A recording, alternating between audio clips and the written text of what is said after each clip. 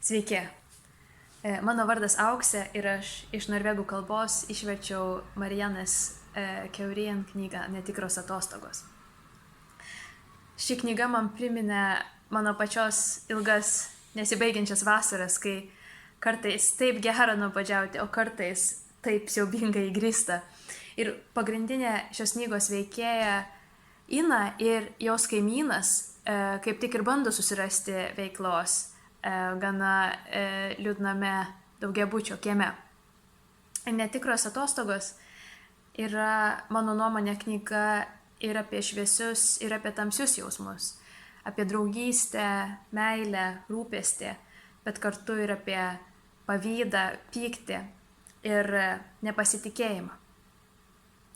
Įdomiausia tai, kad Inos istorija persipina su jos kaimynų istorijomis.